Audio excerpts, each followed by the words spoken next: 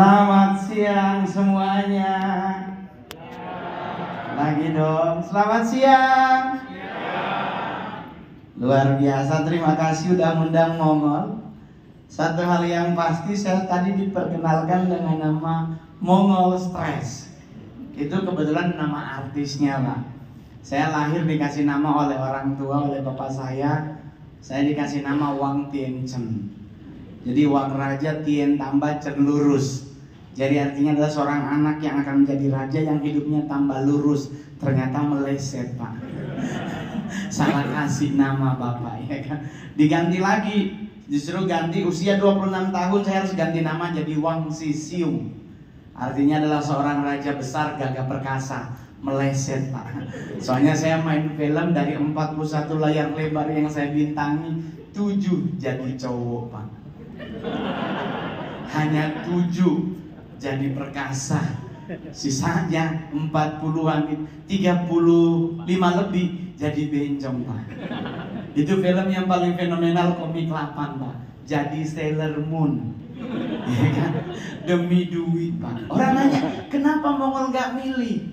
Harusnya kan bisa milih karakter film, harusnya bisa milih. Susah, Pak, selama muka saya nggak berubah, susah nyampe. Karena masih ada Aliando, Al Ghazali, Rio Dewanto, Chico Jericho, Reza Rahardian. Selama mereka belum dipanggil Tuhan, susah.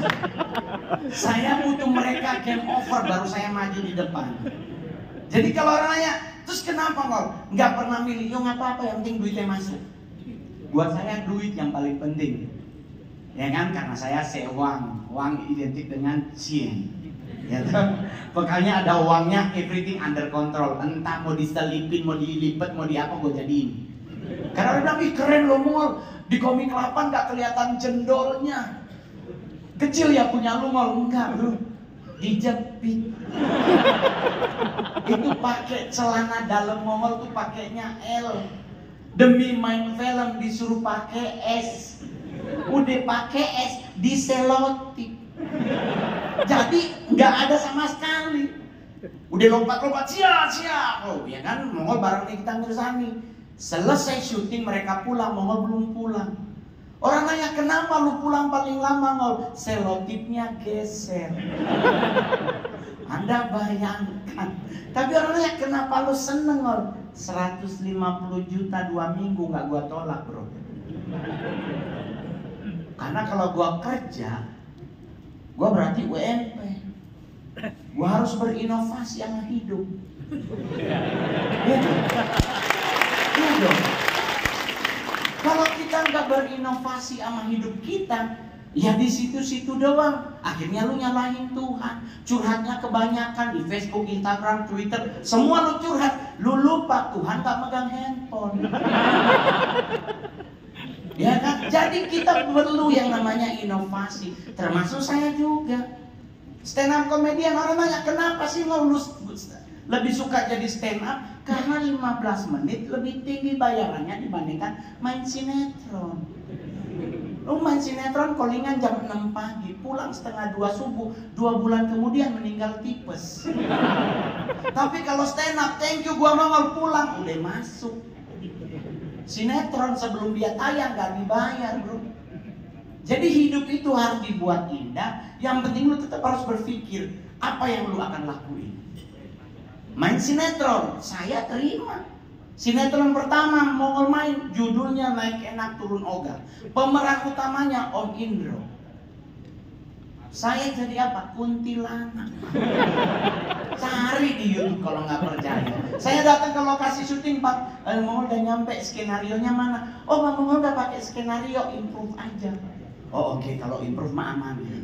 Tahu-tahu jam 6 sore bang sini bang mau di make upin. Di make upin takut. Emang gue jadi apa? Oh abang jadi kuntilanak. Ya ampun gak ada dialognya, cuma dikasih tangga nangkrik. Oke Mongol, action. Hih, gitu doang. Gak gua tolak. Karena ama Mongol masuk Indonesia tanggal 12 Maret 12 November 1912. Dia bilang, kalau gua harus mikir, gak hidup gua di Indonesia. Dari dating itu gak gampang bro. Nah sekarang kita diperhadapkan dengan makanan banyak. Riwe kitanya. Gak boleh ngol makan nasi putih karena karbo dan gula tinggi. Disuruh ganti apa? Nasi merah. Karena karbo dan gula rendah, serat tinggi. Bro, kalau bicara nasi warna, paling enak nasi kuning. Ya dong, putih merah enak mana? Nasi kuning. Udah ada ayam sepotong, perkedel goreng. Gak ada orang meninggal gara-gara nasi. Nenek Mongol datang dari China ke Indonesia, masuk petak 9. Saman perang bro.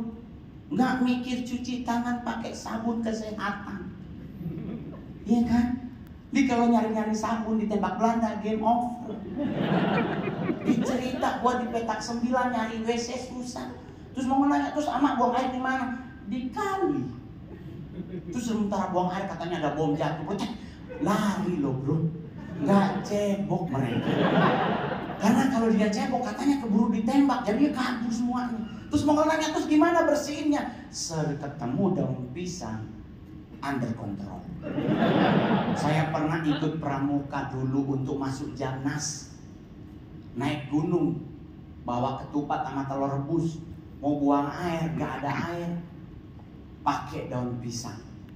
Dari situ Mongol berpikir, setebal apapun daunnya tetap koyak. Saya pernah ngalamin ditaruh 7 lembar, 10 lembar, sampai 22 lembar tetap koyak. Yang jadi masalah kena di tangan hanya Indonesia, bukannya dicuci, dicium. Ya kan?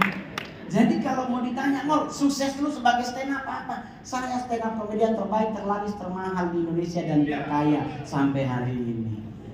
Ya? Saya mau merubah muka, boleh bro. Saya kenal Dokter Tompi, bahkan temenan. Bisa rombak hidung. Saya kan gak usah rombak yang lain, udah Mongolian face. Ya kan? Hidung doang yang dimancungin, ngapain operasi mahal-mahal? Tinggal ambil tulang belakang, pasang jadi mancung. Permasalahannya Tuhan taunya Mongol pesek.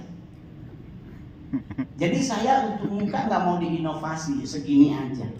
Udah cukup. Gua syukur yang penting lubang hidung gua 2. Ya kan? Jadi buat teman-teman santai aja ngadep hidup. Kalau bicara sukses, saya stand up comedian paling berani nomor 2 di dunia. Satu-satunya dari Asia. Dan di Asia saya nomor 1. Di Singapura ada Kumar, ada banyak dari Asia Selatan, di Jepang ada, tapi saya nomor 1. Hebatnya bukan stand up di depan presiden, saya satu-satunya stand up komedi Indonesia stand up di 2 presiden, Pak SBY dengan Pak Jokowi. Hitungnya bukan di situ saya beraninya, di orang meninggal. Saya stand up di orang meninggal di rumah duka Gatot Subroto, niatnya melayat. Tahu-tahu MC dari belakang kita akan dengarkan stand up komedi dari Mongol. Oh Tuhan, orang mati. Oh Tuhan, Mongol, aduh ini gimana ini? Tahu-tahu isinya ngomong tolong hibur ya, nanti oma transfer. Nah gua dengar kata transfer bro. Sumpah demi Tuhan gua gak mau bohong, dosa bohong gua kan. Selesai Mongol, aduh mohon maaf ya kalau kurang lucu. Soalnya dadakan istrinya ngomong, kamu tuh lucu banget Mongol. Aduh semoga apa yang oma kasih cukup ya, itu berkat dari Tuhan. Mongol maksud udah ditransfer, udah ini udah masuk 40 juta. Mongol langsung bilang jangankan di sini, dikubur juga gua ikut. Dosa bohong, Mongol ikut di kuburan. Anak-anaknya pakai Alphard, gua duduk di ambulans bersama sopir dan jenazah. 40 juta 15 menit, sekarang udah berapa menit? Jadi hidup jangan dibuang ribet. Santai aja bro, Mongol ikut di ambulans sampai di San Diego. Karyawannya pada hati-hatian. Ternyata bapaknya Bang Mongol yang meninggal. Semua ngumpul pas nyampe di liang lahat. Semua datang bang turut berduka cita atas ayahnya. Gue bilang bukan bapak. Lo bang di mana-mana kan pasti anaknya yang duduk di sebelah bapak. Gue bilang enggak, 40 juta yang bikin gue duduk di sini. Jadi gue nggak pernah mau ribet ngadepin hidup pak. Acara seperti ini nggak mungkin Mongol tolak. Kenapa? Karena yang hadir orang-orang keren. Iya, orang-orang luar biasa. Orang nanya, Ngol, stand up paling berat di mana? Acara TNI Polri, bos. Itu ingin meninggal. Ini kita, ya kita akan sambut stand up comedy Indonesia, Mongol. Kita datang udah bercanda. Kapolrinya lagi balas WA. Ada kompol yang ada. Semua nunggu Kapolrinya ketawa. Jadi semua di belakang goyang. Kapolri lagi balas WA. Nah ini sekarang kita gimana caranya? Orang harus tertawa. Ibunya yang harus dibikin tertawa. Karena di mana jenderal pasti di samping istri. Ibu ketawa, everything under control. Karena bapak boleh bintang 4, ibu kemungkinan 4,5 kalau nggak bintang 5. Orang nanya, materi apa paling cocok buat ibu-ibu? Mama Mongol materinya. Oleh sebab itu sampai hari ini saya belum pernah ditegur oleh siapapun. Karena emak yang menjadi materi. Apakah Mongol mengenal mama? Tidak. Mama saya itu pencinta Teresa Teng.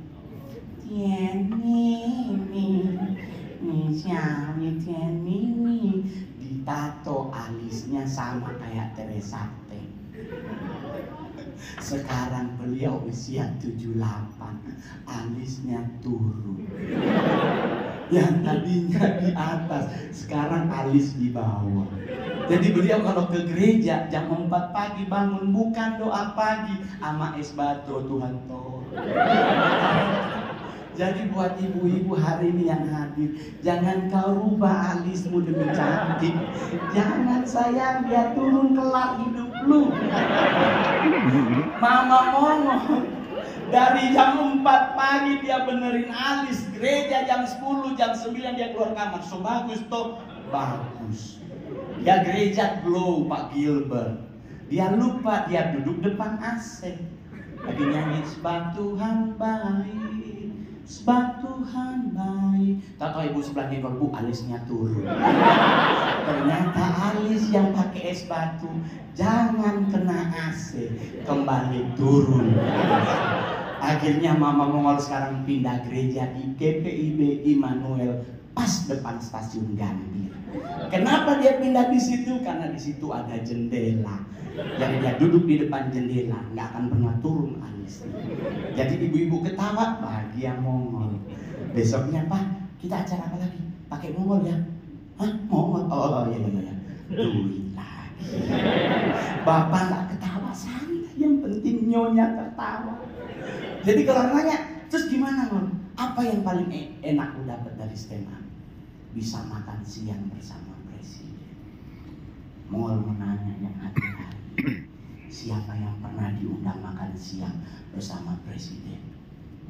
Ada di belakang satu. Saya sebagai orang Manado dari suku Sanger, pernah kebayang masuk istana. Ketemu camat aja kita cium tangan, apalagi ketemu presiden. Ditelepon, Pak, nanti makan siang bersama Pak Presiden, tolong pakai batik begini-begini. Oke siap. Nyampe di istana, semua aksesoris buka. Pas masuk ke dalam, beliau lagi terima tamu. Terpaksa kita duduk di pojok, ada kursi. Tahu protokol bunyi Presiden Republik Indonesia Insinyur Joko Widodo. Kita langsung berdiri siap. Selamat siang Pak. Bapak datang. Selamat siang, dia kabarnya Mas Mongol. Aduh, Mongol tuh kayak pengen pingsan. Kok tanya presiden apa kabar? Tadi kita duduk, apa yang kita lihat? Ayam bakar madu.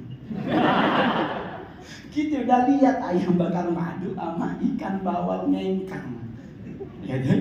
Kita udah ekspektasi dari rumah, nggak mungkin ini ayam 3 hari di dalam kulkas, mungkin. Pas kita datang ayam baru potong. Nggak mungkin beras istana 9.000 per kilo.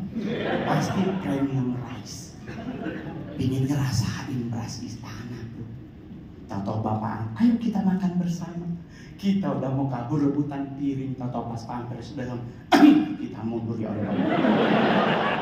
Presiden, Bapak Presiden lah yang ngambil nasi. Kita lihat dari belakang. Ya Allah, Bapak di sorga, beliau ngambil nasi setengah centong. Kita yang datang gak ada yang sarapan. Belakang kode.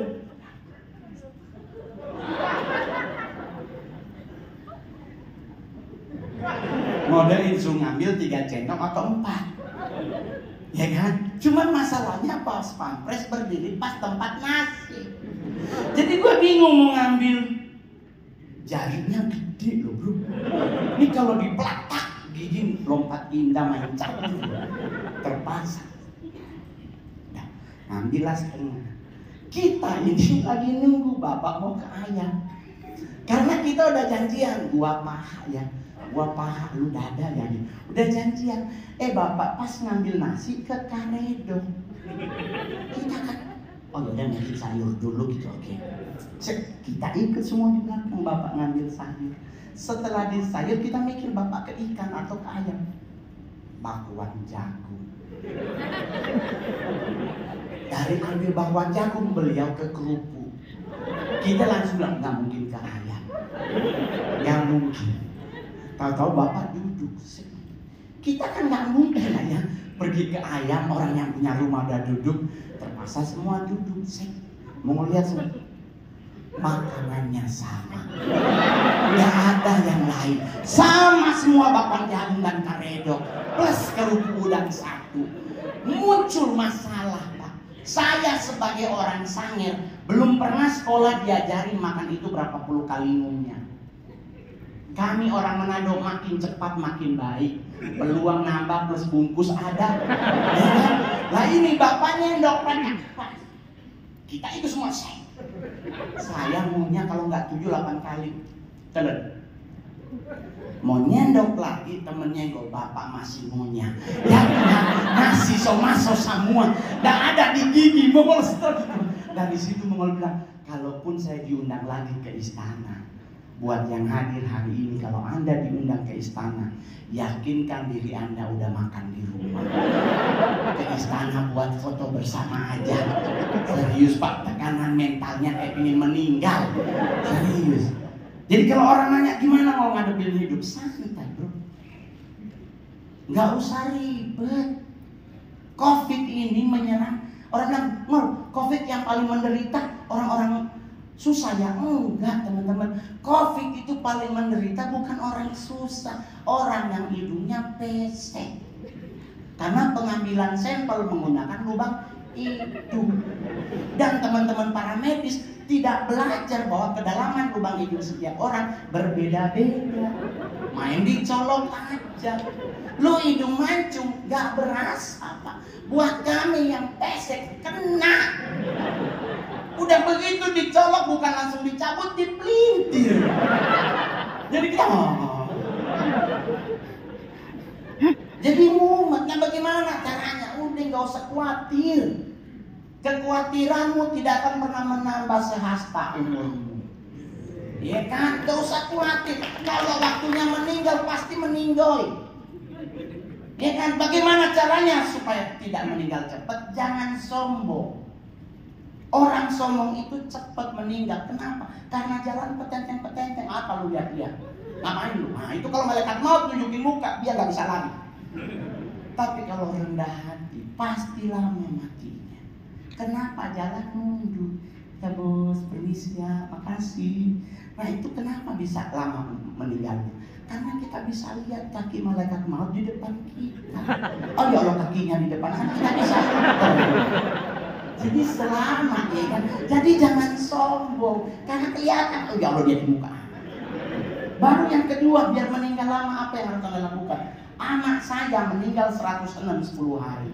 Oma saya dari mama 100 tahun umurnya baru meninggal. Habis tiup lilin dia bilang tidur, meninggal. Amak Mongol 106 10 hari itu di Beijing meninggal. Kenapa dua-duanya meninggal lama? Budek. Dua-duanya budek.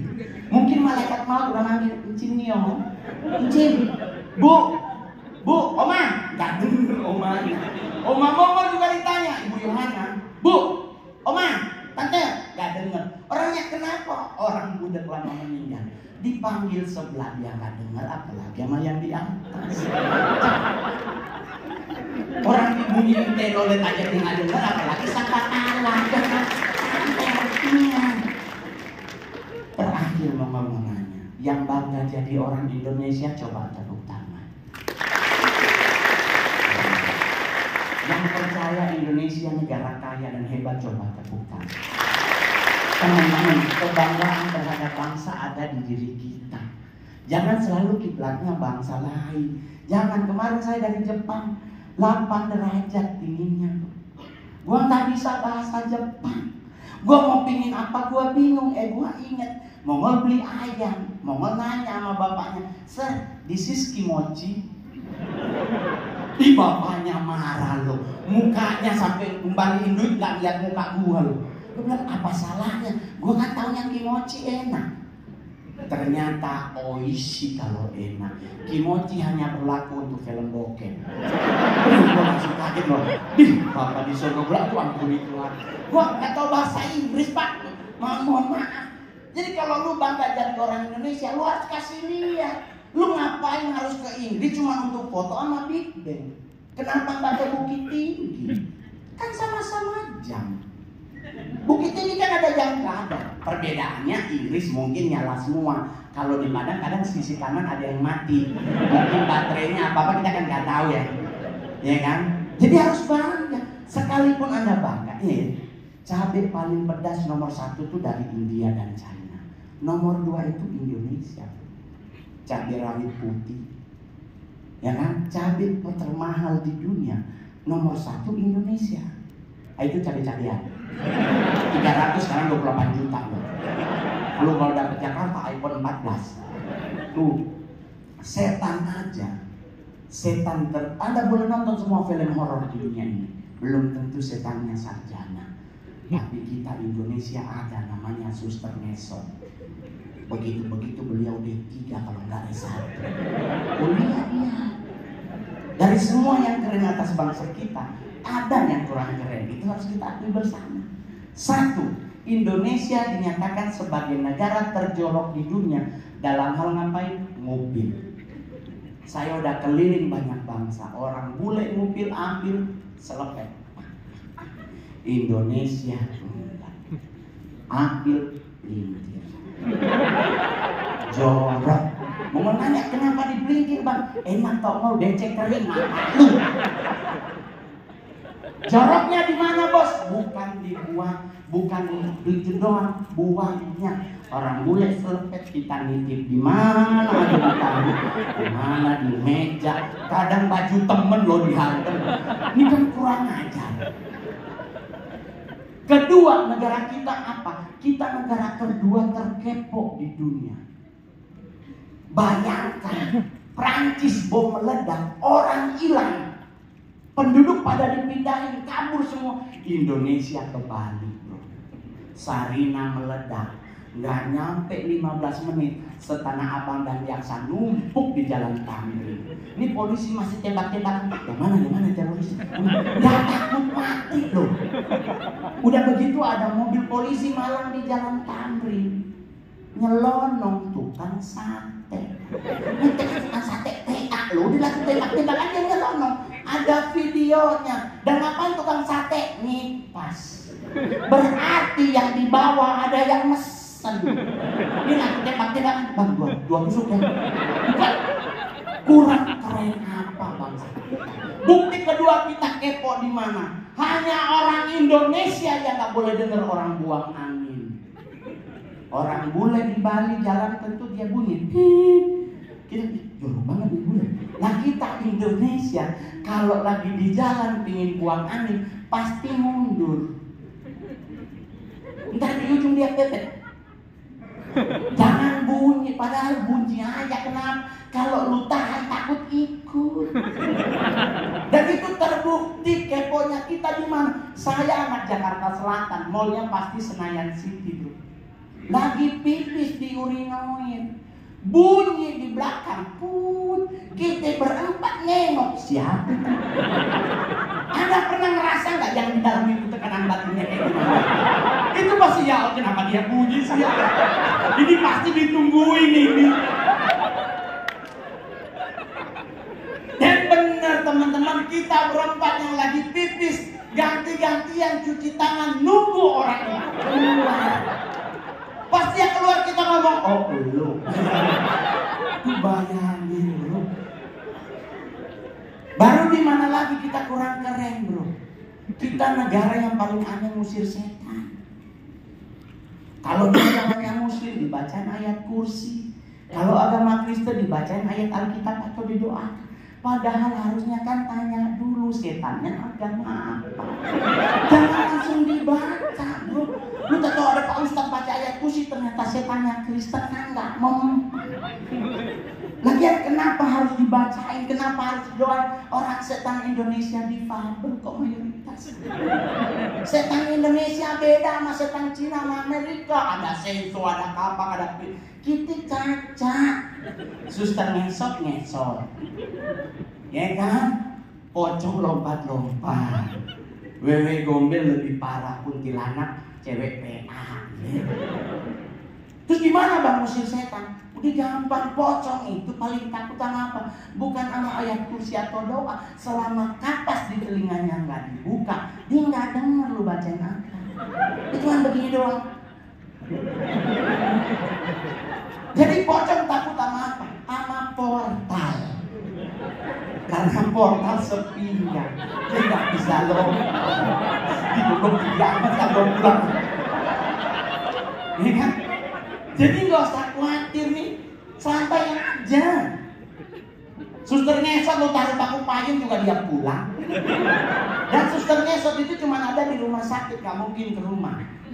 Contoh nih, rumah sakit Koja Tanjung Priok. Dia mau nyebrang nakutin orang di Jalan Warakas. Kan dia ngesot. Saya goblok kontainer. Dia ngesot lagi, ya Allah kontainer balik. Sampai subuh nggak nyebrang. Kalaupun dia nyebrang, beset kakinya. Jalan Indonesia kan penuh beling, paku, semua ada. Baru yang paling terakhir, apa yang kurang keren dari bangsa kita? Bangsa Indonesia kehilangan film anak kecil yang bermutu. Bagaimana kalau, ya kan, Anda semuanya punya duit banyak, bikin film anak kecil yang bermutu. Dulu ada si Unyil, di saat Pak Oda nodong ada Pak Raden yang menasihati. Di saat Cupis cuma tidur-tiduran di pos ronda, ada Pak Raden yang menasihati. Sekarang anak kita dibongkari dengan film yang gak ada sama sekali. Contoh pertama, Marsha and the Bear. Ini anak 4 tahun, gak bergaul sama orang. Ini temennya beruang 1, serigala 2, kelinci 1. Ini anak siapa? Gak takut dimakan sama serigala gitu. Tapi Anda coba lihat, Marsha saking nakalnya, serigala botong-botong ambulans sekali. Gak kuat mau temenan sama anak setan ini. Itu baru Marsha, belum Sinchan. Ini kalau mereka berdua tinggal di Semarang, gue pindah di Surabaya. Gue gak mau tetangga sama 2 anak PA. Bener, itu baru Marsha. Belum Dora. Ya Allah Bapak di surga, ini Dora usia 6 tahun, kerjaannya pelayapan. Saya belum pernah dilihat Dora tidur siang. Dia selalu mau kemana kita hari ini? Anak siapa gitu? Tidur oneng ke pelayapan. Dan yang bikin darah tinggi, Dora itu nggak tahu tujuannya mau kemana, selalu nanya. Dan dia selalu ngasih clue yang bikin kita darah tinggi. Mau kemana Pak kita hari ini? Ke hutan, ke danau, ke pantai. Ke hutan, ke danau, ke... Suruh kita yang jawab. Saya sama anak saya jawab ke hutan. Dia teriak, tidak, kita ke pantai. Kenapa nanya? Ini anak siapa sih ini Dora? Belum lagi SpongeBob, lebih parah lagi. Hidup di Bikini Bottom di dalam laut, tapi bisa masak air. Ini bukan bingung ini film. Anjing ampun, ini apakah api yang menampakkan diri kepada Tuhan, kepada Musa di Gunung Sinai? Karena gua Kristen kan. Gue kadang-kadang suka ini kenapa begini. Tapi kalau bicara stand up comedy itu adalah sesuatu yang ambil kecil karena dari keresahan. Keresahan kita itu dijadiin materi. Saya seorang Kristen yang taat, duda dengan anak 1. Anak saya nanti tahun depan masuk di Taruna Nusantara, di Tarnus di Magelang. Saya nanya sama pendeta, Pak, saya kan udah 8 tahun duda, boleh menikah lagi kan? Pendetanya bilang, nggak boleh Pak Mongo. Pernikahan dalam agama kita hanya sekali seumur hidup. Lah terus gimana Pak? Apa yang harus saya lakukan untuk saya bisa menikah lagi? Satu Mongol, harus cerai mati. Maksudnya di antara kalian berdua harus ada satu dulu yang meninggal. Oh oke, gampang Pak. Jadi saya setiap pagi doa Tuhan cabut nyawanya. Karena selama mantan istri masih hidup gua gak boleh kawin dong. Gak bercanda. Tetap gua doain mantan istri gua tetap sehat. Dan terbukti dia yang salah ninggalin Mongol. Ya deh. Yang paling terakhir. Kalau orang nanya Mol, capaian apa yang lo udah dapet dalam hidup? Semua udah gua dapet. Semua udah saya miliki. Ya kan? Tetapi satu hal yang pahit, saya selalu berinovasi. Saya punya duit 170M, ngapain? Saya beli mobil, saya rental di Manado. Orang bilang, kenapa lu rental di Manado? Karena saya orang Manado. Saya tahu daerah saya gengsinya seperti apa. Gak mungkin dong oma-oma pakai Sasak 5 cm naik motor. Jadi kan sewa auto cuma duit masuk. Apalagi yang dari gengsi yang dari tadi orang nanya, mau aksesoris lu banyak banget. Lu gak takut ditodong? Tenang saya. Tidak semua benda yang berwarna kuning itu emas. Enggak sayang. Untuk membuktikan apa yang mau pakai emas atau tidak, hanya Tuhan dan pegadaiannya. Yang penting semuanya sehat. Tepuk tangan sekali lagi. Sorry. Teman-teman yang sudah menjadi seorang inovasi yang unggul harusnya mikir dulu dong, jangan langsung lakukan. Saya minta tepuk tangannya berapa kali? Sekali, kenapa diborong? Ayo kompak, tepuk tangan sekali lagi. Nah ini sekolahnya nggak lulus bahasa Indonesia. Karena di bahasa Indonesia kalau cuma satu berarti pakai kata saja. Sekali saja. Ini kan sekali lagi, jangan korupsi. Berarti berapa kali? 2 sekali dan lagi. Coba tepuk tangan sekali lagi. Yang kompak sekali lagi. Inilah letaknya bangsa kita, gampang dibodohi. Buktinya di mana? 1 menit terakhir pelajaran SD Indonesia tahun 80-an adalah pelajaran yang paling aneh di dunia. Pelajaran apa? Matematika kelas 4 SD bab 8 halaman 16. Saya minta semua bantu jawab tentang Wati pergi ke pasar. Dan Wati pergi ke pasar membeli telur 3 kilo. 1 kilo telur 750 rupiah. Dan Wati membawa uang 5.000 rupiah. Ingat bawa duit berapa? Beli berapa kilo? Sekilo berapa? Pertanyaannya, berapakah kembaliannya? 2.000? 2.007? Inilah bangsa kita, gampang dibodohi. Kenapa? Yang ke pasar siapa? Kenapa lu yang jawab? Jangan dijawab. Tunggu Wati pulang. Jangan dijawab. Kalau ngotot ingin jawab, bilang sama kepala sekolah sama guru, Bu, saya izinnya nyusul Wati. Jangan dijawab, bos. Kalau Anda jawab berarti Anda sok tahu. Jadi orang nanya, terus gimana bang jawabannya? Hanya Tuhan dan Wati yang tahu. Sekian dan terima kasih, saya Mongol. Sukses semuanya. Oke, kemudian berikan sekali untuk Mongol.